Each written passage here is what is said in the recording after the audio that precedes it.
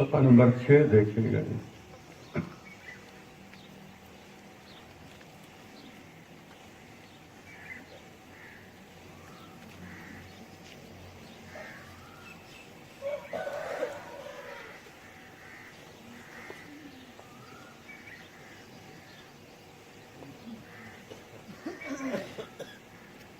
اعوذ باللہ من الشیطان الرجیم. بسم اللہ الرحمن الرحیم. وَمَثَلُ الَّذِينَ كَفَرُوا، کافروں کی مثال ایسے ہے كَمَثَلِ الَّذِي يَنْعِقُ بِمَا لَا يَسْمَعُ إِلَّا دُعَاءً وَنِدَاءً، جیسے ایک شخص ایسوں کو پکار رہا ہے جو صرف چیخنے، پکارنے یا بلانے کے سوا کچھ بھی نہیں سنتے. صم بکم عمی، یہ بہرے ہیں، گنگے ہیں، اندھے ہیں. فہم لا یعقلون، اور یہ عقل نہیں رکھتے. آج ہم نے کوشش کر رہی ہیں کہ زیادہ سے زیادہ آیات پڑھ لیں، اس کی تشریح مختصر ہوگی. اس آیت مبارکہ میں کافروں کی حق کے حوالے سے جو ان کا طرز عمل ہے، جو رد عمل ہے، اس کا اظہار کیا جا رہا ہے. یہ 3 نام اللہ تبارک و تعالی نے ان کے لیے ارشاد فرمایا. صم بکم عمی، یہ ہمارے معاشرے میں بھی بڑے مشہور نام ہیں. بہرے ہیں، گنگے ہیں، اندھے ہیں.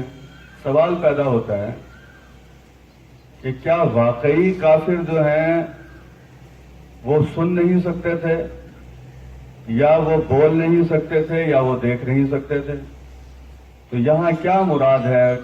کسے بہرا کہا جا رہا ہے، کسے گنگا کہا جا رہا ہے، کسے اندھا کہا جا رہا ہے، اور کسے کہا جا رہا ہے کہ وہ عقل نہیں رکھتے؟ اصل میں یہاں 5 قوتوں کا تذکرہ ہو رہا ہے. نمبر 1، قوت سماعت. ساری باتیں انسان سنے. جس نے قوت سماعت عطا کی ہے اس کے کلام کو سننے سے انکاری ہو جائے. قوت گویائی، زبان سارا دن چلتی رہے کینچی کی طرح. لیکن جس نے زبان عطا کی ہے اس کا نام لینے کے لیے، کلمہ توحید کا اظہار کرنے کے لیے، دین حق کی دعوت دینے کے لیے زبان قطعاً استعمال نہ ہو. اس وقت دنیا کا نقشہ اگر آپ دیکھیں، 6.25 ارب لوگ، جیسے میں نے کل بتایا تھا، 5 ارب لوگ، 7 ارب میں سے 5.25 ارب لوگ غیر مسلم ہیں. تو کہاں وہ قرآن کی دعوت دیتے ہیں؟ کہاں وہ ایک اللہ کی وحدانیت کی بات کرتے ہیں؟ تیسری چیز ہے قوت بصارت، دیکھنا. اس پوری کائنات کو کھلی آنکھوں سے دیکھنے کے لیے تیار ہی نہیں ہے، باقی سب کچھ دیکھنا ہے. یعنی نہ آتا ہوا سورج کو پیغام دے رہا ہے، نہ جاتا ہوا چاند کو پیغام دے رہا ہے، نہ ہی دن اور رات کا آپس میں تبادلہ یہ کوئی غور و فکر کی کیفیت پیدا کر رہا ہے. اچھا، باقی چیزیں آپ چھوڑیے. اگر انسان اتنا ہی مصروف ہے کہ اس کے پاس اس پوری کائنات میں غور و فکر کرنے کے لیے وقت نہیں ہے، چلو ایک چیز تو طے ہے، انسان اپنے آپ سے تو جدا نہیں ہوتا. اپنی آنکھوں کو دیکھنا، اپنی جسمانی اعضاء کی قوت، حرکت اور استعمال پر غور کرنا، یہ وہ ساری چیزیں ہوتی ہیں.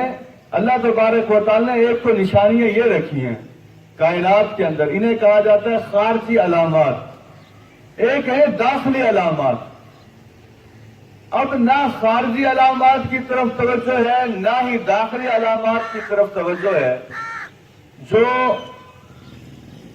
اہل علم ہیں، بڑے بڑے ڈاکٹر جو غور و فکر کرتے ہیں، بالآخر وہ اسلام کے راستے پر آ جاتے ہیں۔ بہت سے واقعات ہیں، میں صرف ایک واقعہ سناتا ہوں۔ اب یہ دیکھیں، ہمارے ہاتھوں میں نشانات بنے ہوئے ہیں، انگلیوں کے پور، لیکن ہم میں سے کتنے لوگ ہیں جو ان پر غور و فکر کرتے ہیں؟ بس ہاتھ ہیں، ٹھیک ہے، کیا غور و فکر کر رہے ہیں؟ کیا قدرت خداوندی پر وقت لگانا ہے؟ حالانکہ یہ کہا گیا ہے کہ غور و فکر کرنا ساری رات کی نفلی عبادت سے بہتر ہے۔ تصور کیجیے، یہاں بیٹھے بیٹھے بھی اگر آپ یہی نیت کر لیں کہ ہم غور و فکر کے لیے آئے ہیں تو یہ بہت اعلیٰ ترین عبادت بن جاتی ہے۔ تو اس نے جب قرآن مجید کی ان آیات کا کہیں تذکرہ سنا کہ انسان یہ کہتے ہیں کہ ہم اسے دوبارہ کیسے زندہ کریں گے، ہم تو اس کے انگلی کے پور بھی صحیح بنانے کی پوری قدرت رکھتے ہیں، تو اسی پر ایمان لے آیا۔ اس نے کہا یہ کلام جب سے ہے، اس وقت تو انگلی کے پوروں کا، جیسے آج کل آپ کہتے ہیں فنگر پرنٹس، بڑا مشہور لفظ ہے، یہ جو فنگر پرنٹس ہے، یہ قرآن مجید نے تو پہلے سے ہی اس کے بارے میں احکامات جاری کر دیے تھے یا ہدایات دے دی تھی۔ اس لیے تو حضرت عبداللہ ابن عباس رضی اللہ عنہ فرمایا کرتے تھے، قرآن مجید کی کئی آیات ایسی ہیں ان کی تفسیر ہمیں خود پتہ نہیں ہے، یہ تفسیر بعد کے آنے والے لوگ اس کی وضاحت کیا کریں گے۔ میں ایک اور چیز آپ کے سامنے رکھنا چاہتا ہوں۔ وہ ڈاکٹر صاحب مسلمان ہوئے، دوسرا واقعہ بھی جو اپنی آنکھوں سے غور و فکر کا کام لیتے ہیں، بڑا مشہور واقعہ ڈاکٹر ذاکر نائک صاحب نے اپنی کتاب میں لکھا ہے، اور کتابوں میں بھی یہ واقعہ لکھا ہوا ہے کہ ایک غیر مسلم سکن اسپیشلسٹ تھا۔ اس نے کہا یہ جو مسلمان لوگوں کو کہتے ہیں کہ ہمارے قرآن مجید میں ہے کہ جو غیر مسلم ہوں گے، جو کفر کا رویہ اختیار کریں گے، انہیں آگ میں جلا دیا جائے گا اور انہیں آگ کی سزا بھگتنی ہوگی۔ اس نے کہا میں ان کی ان ساری باتوں کو غلط ثابت کر دوں گا۔ ظاہر ہے لوگ خوش ہو جاتے ہیں، جو ساتھ چلنے والے لوگ ہوتے ہیں، بھائی اتنا بڑا آدمی، اتنا تھنکر اور اتنا بڑا سکن اسپیشلسٹ اور اتنا ماہر، تو ظاہر ہے یہ تو اسلام کی ساری باتوں کو غلط ثابت کر دے گا، یہاں سے آغاز کرے گا۔ تو وہ گیا ایک اسلام کے عالم کے پاس، اس نے کہا جی یہ جو ہماری سکن ہے یہ جب جلتی ہے، اس لیے آپ دیکھیں ڈاکٹر پہلے یہ دیکھتے ہیں فرسٹ برن ہے، سیکنڈ برن ہے، تھرڈ برن ہے، جلاؤ کی جو اثرات ہیں وہ کہاں تک مرتب ہوئے ہیں۔ ایک سٹیج ایسی آتی ہے کہ سکن پر سے پین کے اثرات ختم ہو جاتے ہیں، یہ جب جل جاتی ہے تو ظاہر پین ختم ہو گیا۔ تو اس نے کہا آپ لوگ کہتے ہیں مرنے کے بعد جہنم میں ڈالا جائے گا، آگ میں ڈالا جائے گا، یہ جب جلد جل جائے گی، ختم ہو جائے گی، برن کے اثرات ختم ہو جائیں گے، تو پھر تو اس آدمی کو پین نہیں ہوگا، آپ کہتے ہیں وہ تکلیف میں رہے گا۔ تو وہ عالم مسکرانے لگے اور انہوں نے کہا کہ اس کا جواب سورۃ نساء میں موجود ہے۔ اللہ تبارک و تعالیٰ فرماتے ہیں کلما نضجت جلودہم بدلناہم جلودا غیرہا، جہنمی کی جب ایک جلد جل جائے گی تو ہم اس کی جگہ پھر دوسری جلد اسے دے دیں گے، پھر اس طرح یہ پروسیس چلتا رہے گا۔ فوراً وہ دائرہ اسلام میں داخل ہوا۔ کیوں؟ اس نے کہا کہ یہ 1400 سال پہلے تو سکن کے بارے میں علم کسی کے پاس نہیں تھا، یہ لگتا ہے جس کا علم ہے اس کا علم کامل ہے اور اس کے علم میں کسی قسم کا نقص اور عیب نہیں ہے۔ میں واقعات میں نے کہا تھا میں ایک واقعہ سناؤں گا، لیکن اللہ تبارک و تعالیٰ کی قدرت اور حکمت کے واقعات پڑھنے چاہیے، یاد ہونے چاہیے، سینکڑوں نہیں ہزاروں واقعات۔ آخری واقعہ سنا کر میں پھر اب آگے جا رہا ہوں۔ جن کی آنکھیں کھلی ہوتی ہیں، جو غور و فکر کرتے ہیں، فرانس کا ایک ایڈمرل تھا، یہ جو نیوی کے محکمے میں لوگ کام کرتے ہیں، سمندر کے اندر غوطہ مار لوگ ہوتے ہیں، آپ دوزوں کے اندر رہتے ہیں، وہ بھی ظاہر غیر مسلم تھا۔ تو جب یہ لوگ آپس میں مسلمان اور غیر مسلم اکٹھے ہوتے ہیں تو دین پر کچھ نہ کچھ بحث ہوتی ہے، کچھ باتیں چل پڑتی ہیں، اپنے شعبے کے لحاظ سے بھی باتیں چل پڑتی ہیں۔ تو اس نے کہا کہ جب سورۃ نور کی آیات اس کے سامنے آئیں، یہ جو سمندر ہے اس سمندر کے اندر پھر اندھیرا ہے، تو وہ کہنے لگا کہ حضرت محمد صلی اللہ علیہ وسلم نے کبھی سفر کیا تھا سمندر کا؟ انہوں نے کہا کہ حضرت محمد صلی اللہ علیہ وسلم نے کبھی سفر نہیں کیا تھا۔ تو کہنے کہ جب حضرت محمد صلی اللہ علیہ وسلم نے سفر نہیں کیا 1400 سال پہلے، انہیں کیسے پتہ لگ گیا کہ یہ سمندر؟ اب عام آدمی کو تو پتہ ہے پانی ہے، بس ٹھیک ہے، پانی رواں دواں ہے۔ تو یہ میں تو اس نے کہا اتنا مشہور ہوں اس فیلڈ میں نے تو اندر تک تہ تک جا کے دیکھا ہوا ہے اور سارے سمندر کے اندرونی کیفیات سے واقف ہوں، تو جس شخص نے سمندر کا سفر نہیں کیا وہ اتنی ایکوریٹ معلومات کیسے دے سکتا ہے؟ اس مسلمان نے کہا یہ معلومات جو ایکوریٹ ہیں کہ حضرت محمد صلی اللہ علیہ وسلم کی نہیں ہیں، یہ ایکوریٹ معلومات حضرت محمد صلی اللہ علیہ وسلم پر جس ذات نے کلام نازل کیا ہے یہ اس کی طرف سے معلومات ہیں۔ اس نے کہا واقعی یہ بات ٹھیک ہے، لگتا ایسا ہی ہے جس کا یہ کلام ہے ساری دنیا اس کے سامنے کھلی ہوئی کتاب کی مانند ہے، تو میں دائرہ اسلام میں داخل ہوتا ہوں۔ حضرات محترم، ہم اس پروگرام کو جو منعقد کرتے ہیں اس کی وجہ یہی ہوتی ہے آنکھوں کا درست استعمال ہو غور و فکر کے حوالے سے، کان کا درست استعمال ہو غور و فکر کے حوالے سے، اسی طریقے سے زبان کا درست استعمال ہو غور و فکر کے حوالے سے۔ تو آج ہم یہ طے کر لیتے ہیں انشاءاللہ اپنی زبان کو حق گوئی کی دعوت کے لیے استعمال کریں گے انشاءاللہ۔ اسی طریقے سے اپنے کانوں کو کلام اللہ کی آواز کے ساتھ، نبی اکرم صلی اللہ علیہ وسلم کی حدیث کے ساتھ انشاءاللہ مانوس کریں گے۔ پھر میں نے کہا 5 چیزوں کا تذکرہ ہے، ابھی میں نے 3 چیزوں کا تذکرہ یہاں کیا۔ چوتھی چیز ہے عقل، قرآن مجید میں اس کا تذکرہ بھی موجود ہے۔ 5ویں چیز ہے دل، یعنی قرآن مجید کسی ایسے شخص کو عقل مند تسلیم کرنے کے لیے تیار ہی نہیں ہے جس کی یہ 5 صلاحیتیں حق کے ساتھ نہ جڑی ہوئی ہوں، یہ ذہن میں رکھ لیجیے۔ آپ دیکھیں لوگ کہتے ہیں کہ بڑی بڑی ایجادات دنیا نے کی ہیں، اس دور میں بھی آپ دیکھیے۔ میں اس وقت اس موضوع پر تفصیلی گفتگو نہیں کرنا چاہتا، میں صرف ایک بات آپ کے سامنے رکھنا چاہتا ہوں۔ بڑی بڑی ایجادات کس چیز کی مدد سے کی ہیں؟ تو آپ کہیں گے عقل کی مدد سے، آپ کہیں گے غور و فکر کی مدد سے۔ تو پھر عقل جس نے دی ہے اگر اس کا تعارف نہیں ہے تو پھر آدمی کیا عقل مند ہے؟ یعنی جس کی دی ہوئی صلاحیتوں سے ایجادات کی ہیں اس ہستی پر ایمان ہی نہیں ہے اور اس ہستی کا تعارف ہی نہیں ہے۔ ابھی پچھلے دنوں کچھ مہینے پہلے امریکہ کا وہ سائنسدان فوت ہوا جسے کہا جاتا ہے آئنسٹائن کے برابر اس نے کام کیا ہے یا اس کا دماغ تھا۔ میں جب پڑھ رہا تھا اس کے بارے میں حیرت ہوئی اور مجھے اس سائنسدان کے بارے میں ایک عام ریڑھی والا آدمی اچھا لگنے لگا۔ کیسے؟ آپ کہیں گے جی وہ سائنسدان ہے، یہ ریڑھی والا ہے۔ لکھا ہوا تھا وہ دنیا سے اس حالت میں گیا کہ وہ اللہ تبارک و تعالیٰ کے بارے میں شک میں مبتلا تھا۔ ہم الحمدللہ ایسی کتاب پر ایمان لے آئے ہیں، الف لام میم ذالک الکتاب لا ریب فیہ ھدی للمتقین، ساری شکوک و شبہات کو قرآن مجید کی پہلی آیت ختم کر کے ہدایت کے راستے پر انسان کو ڈال دیتی ہے۔ تو اس لیے ان 5 صلاحیتوں کا صحیح معنوں میں استعمال کرنا، غور و فکر کی صلاحیت اپنے اندر پیدا کرنا۔ اگلی آیت مبارکہ دیکھیے، یا ایھا الذین آمنوا، اے اہل ایمان، کلوا من طیبات ما رزقناکم، جو ہم نے پاکیزہ چیزیں تمہیں دی ہیں اس میں سے کھاؤ پیو۔ یہ اس آیت میں 2 حکم ہے۔ پہلا تو یہ ہے کھانے پینے کا حکم ہے۔ اصل میں دیکھیے دنیا کے اندر بڑے عجیب و غریب طریقے رہے ہیں، خصوصاً عیسائیت میں بھوکا رہنے کو اور اللہ تبارک و تعالیٰ کی نعمتوں سے دور رہنے کو کامیابی کہا گیا ہے۔ کوئی کھانا پینا نہیں ہے، بالکل پتے کھانے ہیں، فلاں چیزیں کھانی ہیں، بلکہ بھوکا بالکل پورا دن بھوکا رہنا ہے، نعمتوں کے قریب نہیں آنا، اور اس طریقے سے یہ سمجھا جاتا ہے کہ اللہ تبارک و تعالیٰ کا انسان قریب چلا جاتا ہے۔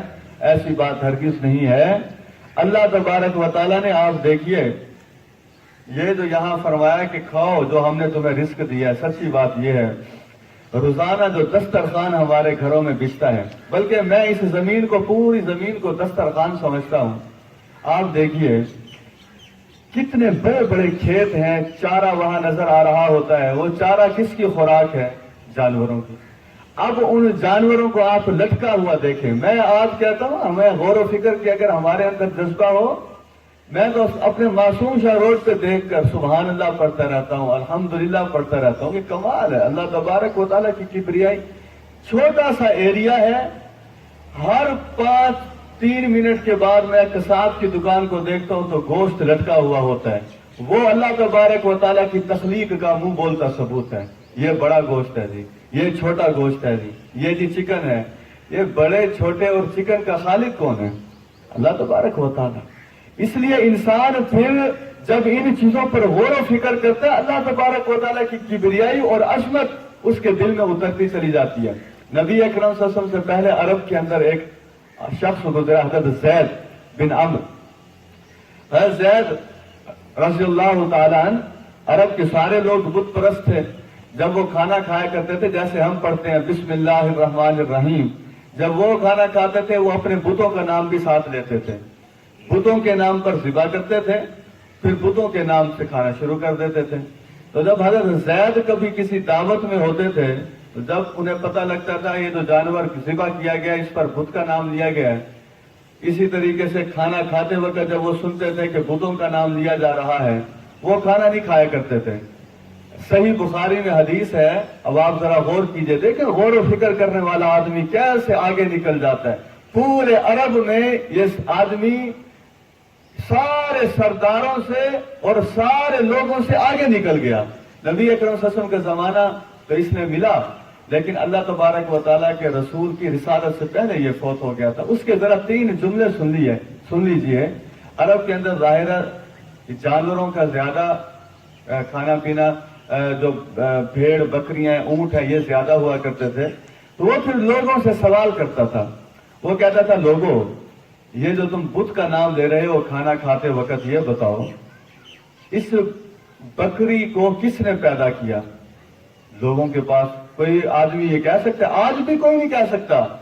بھارت کے اندر آپ چلے جائیے جو بت پرست ہیں ان میں سے بھی کسی آدمی سے پوچھئے کہ یہ بکری جو ذبح ہو رہی ہے اس کا خالق کون ہے، کسی بت کا نام نہیں لیں گے، نام صرف ایک ہی ہے۔ کس کا نام ہے؟ پھر وہ دوسرا سوال لوگوں سے کیا کرتا تھا غور و فکر کے راستے پر ڈالنے کے لیے۔ بکری کی ضروریات 2 ہوتی ہیں، وہ دونوں کا تذکرہ صحیح بخاری میں موجود ہے۔ وہ کہتا تھا اسے پانی کس نے دیا؟ کون سی ذات ہے؟ ہم کہتے ہیں نا کھانا کھاتے وقت ہماری ٹیبلیں سجی ہوتی ہیں، پانی لے آئیں گے، یہ آج میں نے یہ ڈش پکائی ہے، آج میں نے یہ کیا ہے، آج میں نے فلاں کیا ہے۔ تھوڑا سا سوچ لیا کریں، اس ڈش کو پکانے کے لیے جتنی چیزوں کی ضرورت تھی وہ ساری کی ساری چیزیں کس نے مہیا کی ہیں؟ اللہ تبارک۔ بڑے بڑے ہوٹلوں میں جاتے ہیں تو وہ اتنا بڑا چارٹ لے کے سامنے آتے ہیں، اور ڈشوں کو جب آدمی دیکھ رہا ہوتا ہے، سارے ہوٹلوں میں جتنا سامان پہنچتا ہے کس کا تخلیق کردہ سامان پہنچتا ہے؟ اور اسی پر غور کر لیں تو اللہ کی قسم یہ جو نماز میں بار بار کہتے ہیں اللہ اکبر اللہ اکبر، سمجھ میں آ جاتی ہے یہ ساری بات۔ کھیت بھرے ہوئے ہیں۔ اسی طریقے سے وہ تیسرا سوال یہ کرتا تھا اچھا یہ بتاؤ بکری کے لیے گھاس کون پیدا کرتا ہے؟ تو کوئی نام ہے اللہ تبارک و تعالیٰ کے علاوہ؟ جب تخلیق ہی اللہ تبارک و تعالیٰ کی ہے تو پھر نام بھی اسی کا ہی آئے گا، پھر عبادت بھی اسی کی جائے گی۔ دیکھیے یہاں ایک حکم تو ہو گیا کہ پاکیزہ چیزیں کھاؤ، اس لیے ہمیں پاکیزہ چیزیں کھانے سے نہیں رکنا چاہیے، البتہ کھانے میں احتیاط کرنی چاہیے۔ اپنا یہ جو لاہور میں بزرگ ہیں حضرت عثمان رحمت اللہ علیہ، جنہیں داتا کے نام سے لوگ کہتے ہیں، اگر اس کے لفظ پر تشریح کی جائے تو وہ تو لمبی بات ہو جائے گی۔ داتا تو صرف اللہ تبارک و تعالیٰ کی ذات ہیں، انہیں اس کے کردار کے حوالے سے شاید یہ نام دیا جاتا ہو۔ ان کی کتاب ہے کشف المحجوب، اس میں انہوں نے بڑا زبردست فقرہ لکھا ہے۔ انہوں نے لکھا کہ اور یہ بات آپ دیکھیں کئی سو سال پہلے یہ حالات تھے، آج تو حالات اس سے بھی آگے نکل گئے۔ ان کی کتاب میں لکھا ہوا ہے ہم سے پہلے زمانے کے جو لوگ تھے وہ اس لیے کھایا کرتے تھے تاکہ زندہ رہ سکیں اور اللہ تبارک و تعالیٰ کی عبادت کر سکیں۔ قوت نبی اکرم صلی اللہ علیہ وسلم کا خود یہ فرمان ہے کہ میرے جسم کے لیے اتنے لقمے کافی ہیں جو میرے جسم کو سیدھا رکھنے کے لیے معاونت فراہم کر سکیں۔ تو یہ نبی اکرم صلی اللہ علیہ وسلم کی خوراک آپ خود دیکھ لیجئے۔ پھر علی حجویری رحمۃ اللہ علیہ لکھتے ہیں ہمارا وہ زمانہ ہے جس میں لوگ اس لیے زندہ ہیں کہ کھا پی سکیں۔ بڑا کھایا جی آج بھی کمال کر دیا۔ کمال کیا کیا آپ نے؟ بڑا کھا کے آپ نے کمال کر دیا۔ وہ خدا کا نام مانے، مناسب مقدار میں کھائیں، ورنہ یہی کھانا موٹاپے کی طرف لے جاتا ہے۔ نبی اکرم صلی اللہ علیہ وسلم کی حدیث ہے، آپ نے فرمایا قیامت کے قریب لوگوں کی جو توندیں ہیں یہ بڑھی ہوئی ہوں گی، موٹے لوگ، موٹاپا ظاہر ہو جائے گا۔ پھر آپ دیکھیں کمپنی باغ بھی یاد آ جاتے ہیں، پھر سارے عسکری پارک میں بھی گھومنا پھرنا یاد آ جاتا ہے۔ ہم یہ نہیں کہتے واک نہ کیجئے، ہم تو یہ کہہ رہے ہیں پہلے اپنا جسم اس حد تک کیوں بڑھا دیا کہ وہ موٹاپے کی طرف چلا گیا۔ یہ خواتین ہو یا مرد ہو، خدا را خوراک کے اندر معتدل رویہ۔ مولانا مودودی رحمۃ اللہ علیہ کے بارے میں آتا ہے جب ان کی بھوک ابھی باقی ہوتی تھی، کھانا چھوڑ دیا تو اس کے بعد اگر ان کی پسندیدہ ڈش بھی آ جاتی تھی تو وہ کھانے کو ہاتھ نہیں لگاتے تھے۔ کراچی میں ایک مرتبہ ان کی دعوت تھی تو یہ جو کباب ہیں یہ انہیں بہت پسند ہے، لیکن جو آدمی لینے کے لیے گیا ہوا تھا مولانا نے کھانا ختم کر دیا، وہ اس وقت کباب لے کر آیا۔ مولانا کے سامنے کباب پیش کیا گیا تو فرمایا میں جب کھانا ختم کر لیتا ہوں اس کے بعد اگر سونے کے نوالے بھی مجھے دیے جائے تو میں نہیں کھایا کرتا۔ ہم ہوتے تو ہم کہتے آنے دیتے۔ تو بس یہ جو آنے دے والا معاملہ ہوتا ہے یہ انسان کو خرابی کے راستے کی طرف لے جاتا ہے۔ سارا دن زبان اور معدہ چلتے رہنا۔ یہ معدہ جو ہے جیسے روزوں کے حوالے سے آپ دیکھیں سائنٹسٹ نے لکھا ہے جو سارے فاضل مادے ہوتے ہیں 11 مہینے کے رمضان مبارک میں روزے کی برکت سے وہ سارے اجزاء تحلیل ہو جاتے ہیں، جسم سے خارج ہو جاتے ہیں، تو پھر ہم اسی کام پہ لگ جاتے ہیں۔ اب دوسرا حکم دیکھیے وہ کیا آ رہا ہے، وَاشْكُرُوا لِلَّهِ، اللہ تبارک و تعالیٰ کا شکر ادا کریں۔ دیکھیے جس گھر میں کھانے کا نظام موجود ہے اور نماز کا نظام موجود نہیں ہے وہ گھر شکر کے راستے پر نہیں ہے، یہ ذہن میں رکھیں۔ ابھی ناشتے کے لیے ٹیبل سجیں گے لیکن اس سے پہلے کیا عبادت کے لیے مصلے بھی سجے تھے؟ ظہر کے وقت ایسی کمرے کو خوب ٹھنڈا کر کے عام کھانا اور مختلف قسم کی ڈشیں کھانا کھائیے۔ پہلے خود حکم ہے کہ پاکیزہ چیزیں کھائیں، لیکن اس کے بعد لمبی تان کر سو جانا، گرمی کا تذکرہ کر کے کمرے سے باہر نہ نکلنا، اور اللہ تبارک و تعالیٰ کے پسندیدہ عمل۔ دیکھیے اللہ تبارک، آپ کو بھی تو کئی چیزیں پسند ہوتی ہیں، مجھے بھی کئی چیزیں پسند ہیں، اللہ کو کیا پسند ہے؟ پوچھا گیا اللہ تبارک و تعالیٰ کو کیا پسند ہے تو فرمایا وقت پر نماز ادا کرنا۔ اب آپ دیکھیں اب جس گھر میں یہ نظام نہیں درست، پھر شام کے کھانے ایک مسئلہ ہے، بالکل ٹھیک ہے، ہم بھی وہ مسئلہ جانتے ہیں، بیان بھی میں کر دیتا ہوں۔ خواتین سے خصوصاً گزارش ہے کھانے کے اوقات ایسے رکھیں، دعوتوں کے اوقات ایسے رکھیں جس میں نماز سے متاثر نہ ہوں۔ این عشاء کی اذان ہو رہی ہوتی ہے، کھانا لے کے پہنچ جاتی، آئیں جی کھانا تیار ہو گیا۔ اب مسئلہ فقہ کا یہی ہے کہ جب کھانا آ جائے بھوک بھی لگی ہوئی ہو تو ظاہر ہے نماز کو مؤخر کیا جائے گا، لیکن ہمارے ہاں مسئلہ تو پتہ ہے، کہتے ہیں جی بس نماز کے بارے میں بھی چھوڑنے کا حکم ہے، کھانا آگے، بالکل ٹھیک ہے، وہ بعد میں نماز پڑھنے کا بھی حکم ہے، یہ سو جانے کا حکم ہے۔ وہ کھانا کھایا اور اس کے بعد لمبی تان کے پھر سو گیا۔ حضرات محترم یہ شکر کی کون سی کیفیت ہے؟ شکر کی 3 کیفیتیں ہوتی ہیں، میں تینوں پر اظہار کر دوں۔ نمبر 1، پہلا شکر تو یہی ہے اللہ تبارک و تعالیٰ کی رحمت کے خزانوں کا کیا کیا کہنا۔ حدیث میں آتا ہے کہ جو آدمی کھانا شروع کرنے سے پہلے اللہ کا نام لے لیتا ہے، کھانا شروع کرنے کے بعد الحمدللہ پڑھ لیتا ہے، جتنی چیزیں استعمال ہوتی ہیں قیامت والے دن اللہ تبارک و تعالیٰ کسی چیز کا کوئی حساب نہیں لے گا۔ آپ تصور اپنے بچوں کو تربیت دیں گے، بلکہ نہیں پڑھتے تو بلند آواز میں خود پڑھیں تاکہ ان کے لیے آپ رول ماڈل بن جائیں۔ میں تو سچی بات یہ ہے، میں تو یہ کہتا ہوں ہر بچے کے لیے اس کی ماں اور اس کے باپ رول ماڈل ہونے چاہیے۔ اور بچہ کہے میں نے دین سیکھا ہے اپنے انہی سے، انہوں نے مجھے اس راستے پر لگا دیا۔ پیرنٹس کے ساتھ اس قسم کا رویہ ہونا چاہیے، بچوں کا اور پیرنٹس کا آپس میں۔ दूसरी शुक्र की जो कैफियत है वो है अमली शुक्र। वो अमली शुक्र यही है जो मैंने अभी नमाज की शक्ल में बताया। दूसरा अमली शुक्र एक और भी है। ये जो ग़िज़ा है ये क्या करती है, ये ग़िज़ा कुव्वत पैदा करती है जिस्म में। अब जो गुनाह किए जाते हैं उसके लिए भी कुव्वत और ताकत का होना जरूरी है। अगर कुव्वत और ताकत ना हो तो कोई आदमी गुनाह कैसे कर सकता है। मैं गुनाहों का नाम लेना यहाँ मुनासिब नहीं समझता किसी वजह से कि कौन कौन से गुनाह हैं। मैं सिर्फ इशारतन बता रहा हूँ, गुनाह करने के लिए भी कुव्वत और ताकत का होना जरूरी है। वो कुव्वत और ताकत सारी किसने पैदा की होती है? खुराक ने। और खुराक किसकी है? अल्लाह तबारक व तआला की। डूब मरना चाहिए हजरत इंसान को कि जिस जात ने कुव्वत और ताकत पैदा की खुराक के जरिए, अब उस कुव्वत और ताकत को उसी के अहकामात के खिलाफ इस्तेमाल कर रहा है। शर्म आनी चाहिए थी। ये जो सारे हम पढ़ते हैं, ये वाकयात हो रहे हैं, सारे किस चीज से हो रहे हैं? कुव्वत और ताकत की वजह से हो रहे हैं। तीसरे शुक्र की कैफियत क्या है? दिल भरा हुआ हो शुक्र से। अल्हम्दुलिल्लाह अल्हम्दुलिल्लाह। ये छोटे लोगों का काम होता है, किसी की खुराक पर नजर रखना। माजरत के साथ पस्त लोग होते हैं ना, पस्त, उनकी ज़हनियत बड़ी पस्त होती है। आज जी मैं प्याज खा रही हूं या खा रहा हूं, मैं सिर्फ खा रही हूं कहूं तो खवातीन मेरे खिलाफ जलूस निकाल देंगी कि सारी हमारी बातें हो रही हैं। हमने अच्छा किया कि वक्त निकाल के यहां प्रोग्राम में आई हैं। खा रही हूं या खा रहा हूं। ओ अल्लाह के बंदो, शुक्र भरा हुआ था अज़वाज मुताहरात के दिलों में, नबी अकरम सल्लल्लाहु अलैहि वसल्लम के दिलों में, जिनके घरों में 2-2 महीने चूल्हा नहीं जला करता था। हमें से कोई है जिसके घर में यह कैफियत हो? अल्लाह तबारक व तआला सबसे ज्यादा आजमाइश अपने पसंदीदा बंदों पर डालते हैं। वो फिर उस आजमाइश को अल्लाह की तौफीक से फिर पूरा कर उठते हैं।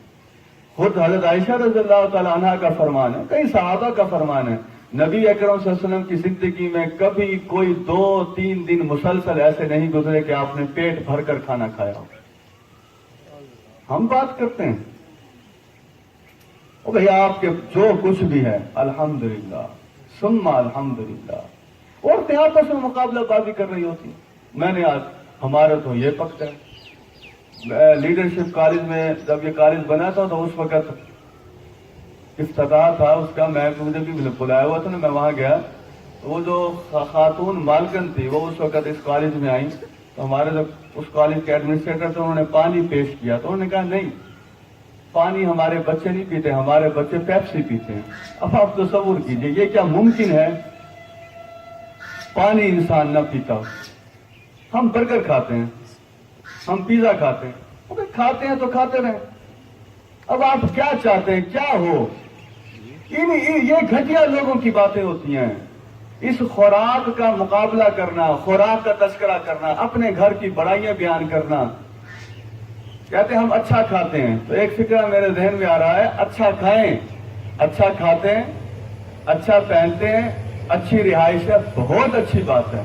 मैं तो सारों के लिए दुआ करता हूं, या अल्लाह हम सारों को अच्छा खाना दे, हम सारों को अच्छा लिबास दे, हम सारों को अच्छी रिहाइश दे। एक फिक्रा मैं और ऐड करना चाहता हूं, अच्छा खाते हैं, अच्छा पहनते हैं, अच्छी रिहाइश में रहते हैं, क्या अच्छा शुक्र भी अदा करते हैं, अच्छा बोलते भी हैं, अच्छा सुनते भी हैं, अच्छी सोच भी है। जरा अच्छे के लफ्ज को और आगे बढ़ाइए ना, वहां क्यों खत्म हो गया आपका मामला? तो वश्कुरू लिल्लाह, अल्लाह तबारक व तआला का शुक्र अदा करो। एक और बात मैं आपको बता दूं, दुनिया में कौन सा वस्फ है जो लोगों में बड़ा कम है? मैं तो कभी भी जवाब ना दे सकता अगर कुरान मजीद की आयत मेरी रहनुमाई ना करती।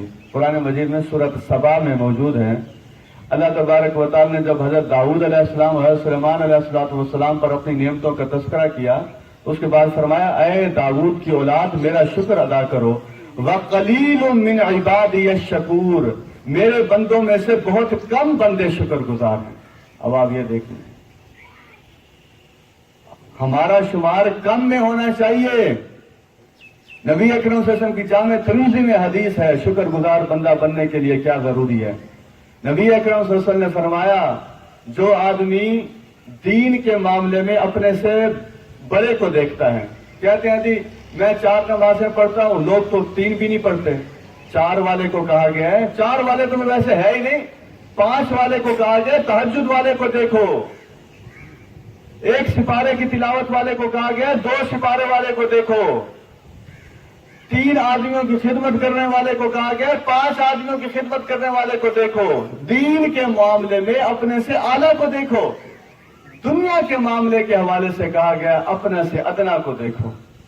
جب ادنا کو دیکھیں گے, اللہ کی قسم یا اس لیے فکرہ استعمال کر رہا ہوں, دل اس کی طرف جا رہا ہے, شکر کی کیفیت پیدا ہو جائے گی. یہ ہمارے بزرگ میں درس دے کے 2-4 دن پہلے ہم منڈی گئے, یہ سبز منڈی. ہم گھروں میں بیٹھے ہوئے, ہمیں کیا پتا کہ لوگ کس مشقت سے کھاتے پیتے ہیں, کیسی محنت کرتے ہیں. سامان لینے کے لیے کیا میں نے دیکھا گرما کی بڑے بڑے وہ جو کیا ہوتے ہیں, وہ جو ٹوکرے, وہ سر پہ اٹھائے ہوئے, گاڑی اور موٹر سائیکل وہاں کھڑی ہے آگے, وہ اسے آواز دے رہے ہیں تو ہٹائے. اس دوران بھی اٹھا کے کھڑے ہوئے, سارا دن یہی کام کرتے ہیں. میں تو کہتا ہوں پتہ نہیں انہیں کتنے پیسے ملتے ہوں گے, 500 مل جاتا ہوگا ایک دن کا. جب میں نے یہ منظر دیکھا, ان بزرگوں سے آپ پوچھیں کہ میں اٹھتے بیٹھتے گاڑی میں کہنے لگا کہ ہم اللہ کا شکر نہیں ادا کر سکتے, اتنا آسان رزق ہمیں عطا کیا استاد. وہ آتے اپنے سے کم والے کو دیکھتے, بڑے والے کو دیکھیں گے. 5 مرلے کے مکان میں رہتے ہیں, 10 مرلے والے کو دیکھ رہے ہیں. ہاں نیت کریں اللہ تبارک و تعالیٰ اور نعمت عطا فرمائے. 600 کا سوٹ پہنا ہوا ہے, 5000 والے کو دیکھ رہے ہیں تو وہ 600 کا سوٹ جو ہے وہ زہر لگے گا. یہ میں نے کیا پہنا ہوا, کچھ بھی نہیں پہنا ہوا. یہ کیا ہم نے سلسلے شروع کر دیے, 50,000 کا سوٹ شادی پہ چاہیے جی, 70,000 کا چاہیے. مسلمانوں کی یہ حرکتیں ہوا کرتی ہیں, مسلمانوں کے یہ طور طریقے ہوتے ہیں. وہ اپنی بچوں کی شادیاں اس انداز میں کیا کرتے ہیں. اور معذرت کے ساتھ پہلے ہم دین سمجھیں, اس کے بعد کاموں کی طرف ہم جائیں کہ ہم نے کرنا کیا ہے. فرمایا وشکروا للہ, شکر بھی کس کا ادا کرو, اللہ تو. ان کنتم ایاہ تعبدون, اگر تم صرف اس کی بندگی کرتے ہو. موضوع آگے بہت سے ہیں, وہ سارے موضوع شکر سے تعلق رکھتے ہیں.